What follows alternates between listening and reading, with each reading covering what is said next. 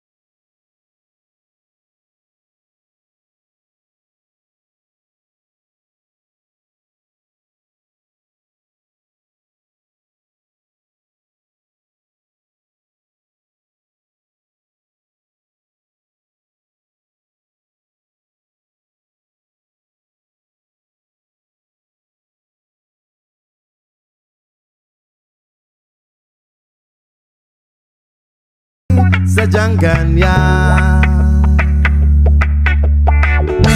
umaaraw, umuulan. So ayan, good afternoon mga kaps. Nandito tayo ngayon sa Gardenville Resort, Gardenville 1. Isa sa mga pinakamatandang resort dito sa Rizal. Meron po siyang tatlong resort. Ito yung Gardenville 1, tapos yung dalawa po ay doon sa barangay, ewan ko kung Tayuman or Tagpos yung location ng dalawang resort. Pero itong Gardenville 1, ito po yung bubuksan uli para sa publiko. So matagal-tagal na rin na hindi to nag-ooperate. So bali under new management na po to. Wala naman pong binago sa loob. So pinaganda lang po yung mga cottage at syempre nilinis yung mga nilinis yung mga pool. So kung makikita nyo, mga bagong pintura na yung mga grills, tapos yung mga kubo, yung mga cottage, inaayos na po nila. So maganda na pong tingnan. Inaayos po nila yung mga cottage. Ko sure kung ito pa rin yung magiging presyo nung magiging cottage sila, kasi tinanong ko kanina yung tao.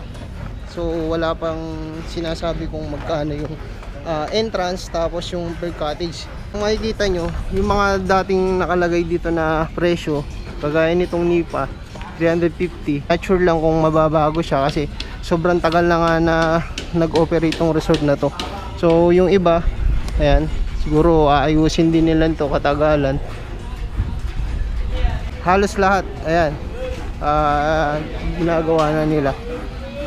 Ito yung CR nila, yung shower at dressing room nila. Yan, sumasayaw pa si Kuya, oh. Ayan, pinipinturahan pa. Ayan. Binibidyo nga ako yung Kuya eh. Ito yung loob ng... Pwede ba pumasok, Kuya? Opo, tapos na yan. Ayan. Pakita lang natin sa mga... Check up na. Ito yung shower room ng pambabae. Wala naman pa naman tao dito. Medyo madumi pa kasi ayan, under renovation, pero makita nyo, konting linis lang yan. Tapos na yung pintura. Dito naman tayo sa kabila. Ayan, sisipag na. Shoutout tayo, Kuya. Pangalan nyo, Kuya? Leon. Ayun, shoutout. Ayan, mga gumagawa dito. Si Leo. Ayan. Ako. Kuya, ang pangalan nyo? Si Toran. Ayan, mga pintor ng Garden View 1. Shoutout sa Ibayo. Ayun, shoutout. Mga taga saan kayo, Kuya? Mga taga-Ibayo. Dito lang din sa Tayuman. Shoutout sa mga taga-Ibayo. Ayun, shoutout doon sa mga taga-Ibayo dito sa Barangay Tayuman. Ayan. So, dito sa bandang kanan, yun, nililinis. May nililinis pa nila yung pool. O, kulay dilaw pa. Gamit na ba, boss, to bukas? Magagamit na rin. Kayo pong caretaker? Taga-vacuum lang. May idea na kayo kung magkano entrance fee dito? Hindi ko alam, parang babaguhin po ata. Ha? Parang babaguhin po. Babaguhin lahat.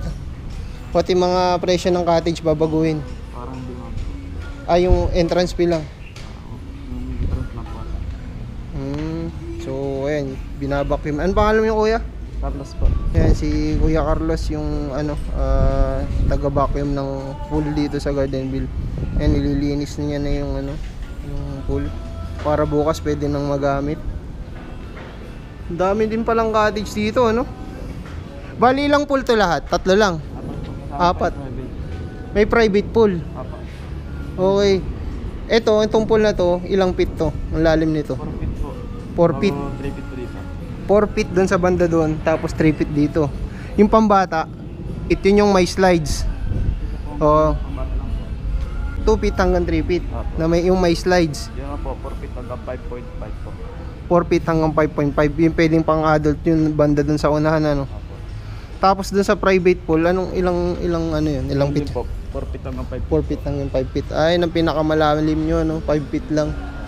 So, napakaganda pa rin dito, mga kaps. Napaka-aliwalas, madami pa rin puno na nakatayo. So may mga nakakabit naman mga CCTV in case na may mga dala kayong gamit sa cottage. Makikita naman nila may CCTV dito, mga nakakabit. Tapos may mga LED light. Kung hanggang gabi ba, sir? May operation ba kayo hanggang gabi dito? May overnight? Ha? Meron pong overnight. Meron din kayong overnight. May night swimming, may overnight. Night swimming. Lahat ba yun ng cottage, pati sa taas, pwede nang gamitin yan? Pwede na po. Okay, malinis na rin. Pwede na rin palang gamitin. Salamat. Yun, shoutout natin si Kuya. So, yun. Punta naman tayo dun sa may private pool. Pakita ko muna din sa inyo dito yung yung pangbata na pool. Ito yung 2 feet hanggang 3 feet na may slides. Ito yung pool ng pambata. So, ayan. Ayan, bagong pintura na din. Ayan. Ayan. may mga naka-attach na CCTV na pwedeng maging monitor natin pag tayo nag-swimming dito sa Gardenville 1. Okay, si Kuya yung nagkakabit. Ano pangalan niyo, Kuya? Arman. Ayan, si Kuya Arman yung nag-a-attach nung CCTV dito. Ayan, shoutout sa'yo, Kuya. So ito yung 2 feet hanggang 3 feet na pool na pangbata. So medyo madumi pa rin, pero baka mamaya susunod na ni Kuya ito na linisin. Tapos ito naman yung 4 feet to 5 feet na pool na pang adult. So ito malinis na to, pwede na tong langoyan. So ayan, yan siya. So dun tayo sa kabila, tignan muna natin yung mga cottage dito. So halos pinalitan na din nila, pati ba yung mga wiring, parang bagong instalasyon na ng mga wiring, para meron silang ayun, mga bagong kabit na ilaw, mga bagong kabit na saksakan, para yung mga gagamit nitong kubo ay meron silang magamit na kuryente kung sakaling magdadala sila ng mga charger ng cellphone, mga speaker, kasi madalas naman tayo pagka nag-outing kailangan may dala din tayong sound system para mas masaya, di ba? So yan yung entrance nila. So pagpasok nyo pa lang, bubungad na sa inyo yung yung full safety tsaka rules ng resort. So ayan, si Kuya kinakabit na yung mga full safety guidelines dito sa sa Gardenville 1. So ito yung mga dapat at hindi dapat na gawin pag nasa loob ng resort. So syempre may mga rules tayo dyan. So basahin na lang natin pagka pumunta tayo dito. Pero bigyan ko din kayo ng sample. Bawal yung alagang hayop. No diving, bawal mag-dive. Huwag lumangoy mag-isa, lalo na kapag hindi ka marunong lumangoy. Yan. Tapos bawal magkalat. So meron tayong mga designated na trash can dito sa loob ng resort. So dapat doon nyo itatapon yung mga kalat nyo. Meron din dito don't run, bawal tumakbo. So hindi lang naman tayo yung gumagamit ng resort, iwasan po natin na magtatakbo at baka meron tayong mabangga or ika-aksidente natin, lalo na madulas kasi may mga tubig sa sa daan. Bawal manigarilyo. Meron naman siguro ditong designated na smoking area, so doon na lang tayo manigarilyo. Yung mga vapors, kasama yan dito, yung mga nagbe-vape. So ito, bawal ng pagkain. Bawal kumain sa loob ng pool. Pero sa cottage pwede naman siguro. Tsaka yung pag-inom ng alak, bawal umihi. So meron naman tayong comfort room na pwede naman tayo dun umihi or dumumi. So doon na lang, wag na lang sa pool para hindi ma-contaminate yung yung pool na liliguan natin, di ba? Hindi lang naman tayo maliligo. So no role play, yung pakipagpisikalan sa mga kasama sa pool, yung pagtutulakan, yan, bawal na bawal yan sa loob ng pool. Use cap and goggles. Kailangan po ba talaga na naka-goggles at Depende naman po. Depende. Depende sa attire, pero mas maganda kung naka-cap tsaka goggles kapag lalangoy ka. So ito yung mga dapat gawin. Ito naman yung sa taas, yung hindi dapat gawin. So pwedeng lumangoy yung mga bata basta kasama nung magulang. Ayan, children only with parents. Kung ikaw ay magulang, di ka naman maliligo, bantayin mo yung anak mo. Pinaka-private pool nila. Ayan. So halos lahat patapos na yung yung mga cottage. Naglilinis na lang sila, ready na for soft opening para bukas. So nakakamit na mga lababo para patungan ng mga pagkain. Tapos meron ditong mga private room. Mga private room nila sa likod. Pwedeng argilahin. May mga aircon siya, may kama. So yan. Yung mga nag-overnight stay, pwedeng argilahin tong kwartong to, mga kwartong to. So yan, ilang butas yan ng kwarto. Bali 2, 4, 6, 8. Meron po silang 8 private rooms dito. Yan. Ilalabas na nila yung mga kama at nililinis na nga. So, ayan, pinapatchingan yung mga butas-butas. So, ayan, maganda na ulit. So, ito yung pavilion ng resort. Ayan. May mga video okay din ba dito? Meron din po. Ano yun, for hire o yung dihulog? Ano po, per hour. Per hour, hina-hire. Pero ang ano, dito lang sa pavilion. Hindi po, may room po. May And room. yun po yung gagawin pa. Okay. Ito, mga private room din to. Yan, yung mga private room din. Tapos ito yung pinaka cashier. March 21, 2021. So medyo matagal na. 2021 pa yung pecha. In compliance with the IATF guidelines. So ito pa yung pandemic. Private pools will be closed until Rizal is classified under GCQ. So nag-ooperate pa sila nung pandemic. Yun na yung pinakahuli nilang station dito sa sa resort na to. Tapos ng pandemic, ngayon na lang uli bubuksan, March 18, 2023. So napakatagal. All reservation that fall within ECQ and MECQ may be moved or refund. Meron din dito na ayan, yung protocol nila ng COVID-19. May mga curfew hours na nakalagay dyan nung time ng ECQ. So ngayon wala naman problema kasi maluwag na tayo. Tapos na tayo sa pandemic. So pwede na ulit tayo mag-enjoy dito sa resort sa Gardenville 1. So ni-invite ko kayo lahat dito na pumunta March 18, so opening ulit ng Gardenville 1 Resort sa tapat ng Villa Mayor Cycle Parts dito lang sa boundary ng Tayuman, Angono. Di mo maintindihan